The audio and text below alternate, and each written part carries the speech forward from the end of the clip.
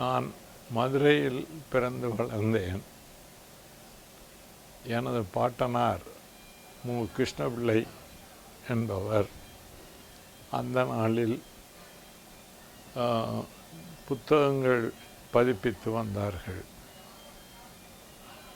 புகழ்பெற்ற சங்கரதாஸ் சுவாமிகளின் அத்தனை நாடகங்களையும் முதலாக புத்தகமாக வெளியிட்டவர் எனது பாட்டனார் ஆவார். அதே போல் பல்வேறு புலவர்கள் அந்த காலத்தில் எழுதிய நூல்களை எல்லாம் வெளியிட்டு அவர்களுக்கு ஆதரவு தந்தவர். அந்த வழியிலேயே எனது தந்தையார் அவர்களும் பின்பற்றினார்கள். மதுரையிலே புகழ்பெற்ற திருவள்ளுவர் கழகத்தை நிறுவியவர் எனது தந்தையார் பழனியப்பனார் ஆவார். மதுரை தமிழ்ச் சங்கத்திற்கும் அவர் செயலாளராக இருந்து செந்தமிழ் கல்லூரி ஒன்றை உருவாக்கினார்கள். அந்த காலத்தில் அரசு உதவி இல்லாமல் மதுரை தமிழ்ச்சங்க பொன்விழாவை ஒரு பெரிய உலக மாநாடு நடப்பது போல நடத்தி காட்டிய பெருமை அவருக்கும் மறைந்த தமிழர்கள் பி.டி. ராஜன் அவர்களுக்கும் உண்டு. இருவரும்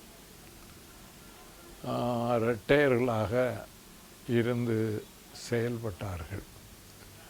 அப்போது எனது தந்தையாரை சந்திப்பதற்கு தமிழகம் முழுவதிலும் இருந்து தமிழறிஞர்கள் வருவார்கள். ஆக என்னுடைய சிறு வயதில் அவர்களுடனெல்லாம் நெருங்கி பழகிற ஒரு வாய்ப்பு எனக்கு கிடைத்தது. ஒரு தமிழ் சூழலில், தமிழுக்கு தொண்டாற்றுகிற ஒரு சூழலிலேயே நான் வளர்ந்த காரணத்தினால் என் உள்ளத்தில் ஆழமாக அவைகள் இன்று அளவும் படிந்திருக்கின்றன.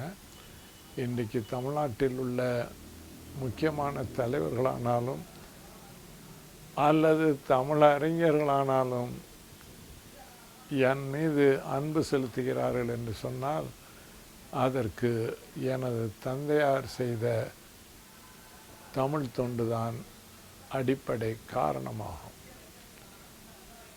அதற்கு பிறகு நான் அண்ணாமலை பல்கலைக்கழகத்தில் படிப்பதற்காக சென்றேன். அங்கு நான் தமிழ் சிறப்பு வகுப்பு எடுத்து படித்தேன்.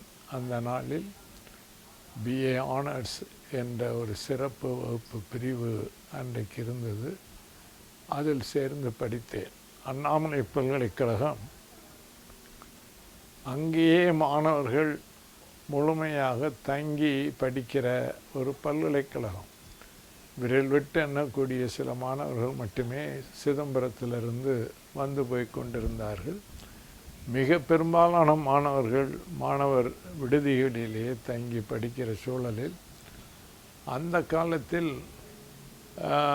சிதம்பரத்துக்கு தெற்கே உள்ள எந்த மாவட்டத்திலும் சிறப்பு வகுப்புகளும் கிடையாது, பட்ட மேற்படிப்பு வகுப்புகளும் கிடையாது. எனவே அங்கு சகல மாவட்ட மாணவர்களும் வந்து படித்தார்கள்.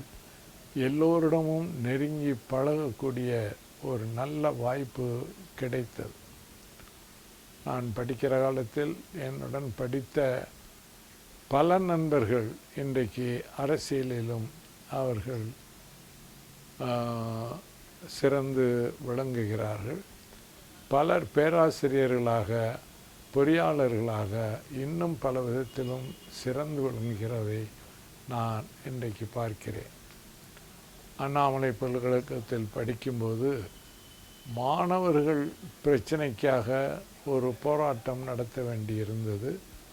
அந்த போராட்டத்தில் நானும் வேறு சில மாணவர்களும் அன்றைக்கு கைது செய்யப்பட்டோம். எங்களை சிதம்பரம் காவல் நிலையத்திலே கொண்டு போய் வைத்திருந்தார்கள். மறுநாள் நீதிமன்றம் எங்களை சொந்த ஜாமீனில் விடுதலை செய்தது. படிக்கும் பொழுதே மாணவர் போராட்டத்தில் ஈடுபட்டு சிறை காவலில் வைக்கக்கூடிய ஒரு நிலைமை என்னுடைய அரசியல் வாழ்க்கைக்கு ஆரம்பமாக அமைந்தது. அண்ணாமலை பல்கலைக்கழகத்தில் நான் படித்தபோது என்னுடைய அறிவு கண்களை திறந்த பெரும் பேராசிரியர்கள் அங்கே பணியாற்றினார்கள். எங்களுடைய பேராசிரியராக டாக்டர் சிதம்பரநாதனார் இருந்தார்.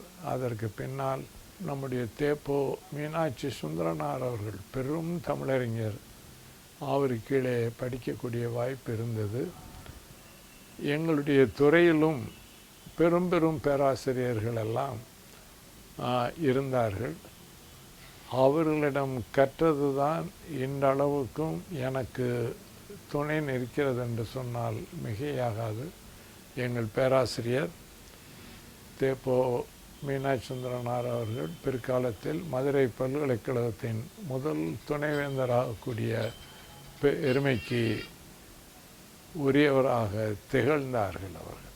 அண்ணாமலை பல்கலைக்கழகத்தில் படிக்கும்போது நான் விடுதியின் மாணவர் பொதுச் செயலாளராக இருந்தேன். அதன் காரணமாக அறிஞர் அண்ணா, ஜீவானந்தம் மற்றும் பல தலைவர்களுடன் நெருங்கி பழகக்கூடிய ஒரு நல்ல வாய்ப்பு எனக்கு கிடைத்தது. அண்ணா அவர்களை அழைத்து வந்து நாங்கள் திருவள்ளுவர் விழாவை அண்ணாமலை பல்கலைக்கழகத்திலே நடத்தினோம். மாணவர்களின் உதவியுடன் அண்ணா அவர்கள் நடத்திய ஹோம்லேண்டு பத்திரிகைக்கு அந்த காலத்தில் நாங்கள் 10,000 ரூபாய் நிதி திரட்டி கொடுத்தது எனக்கு இன்னமும் பசுமையாக நினைவில் இருக்கிறது. அந்த காலத்தில் மாணவர்கள் 10,000 ரூபாய் கொடுப்பது என்பது ரொம்ப பெரிய விஷயம். அண்ணா அவர்களே அதை வியந்து பாராட்டினார்கள். இப்படி மாணவ பருவத்திலேயே அரசியல் தலைவர்களுடன் பழக, அவர்களின் கொள்கை கோட்பாடுகளை பற்றி அறிந்து கொள்வதற்கான வாய்ப்பு இருந்தது. அண்ணாமலை பல்கலைக்கழக நூலகம் மிக சிறந்த நூலகங்களில் ஒன்றாகும். அந்த நூலகம் அந்த நாளில் எங்களுக்கு ஒரு ஆசானாக விளங்கிற்று என்று சொன்னால் மிகையாகாது. அங்கு படித்தது தான் இன்றளவுக்கும் உதவுகிறது. இப்படி என்னுடைய இளமை பருவம் அண்ணாமலை பல்கலைக்கழகத்தில் இனிமையாக கழிந்தது.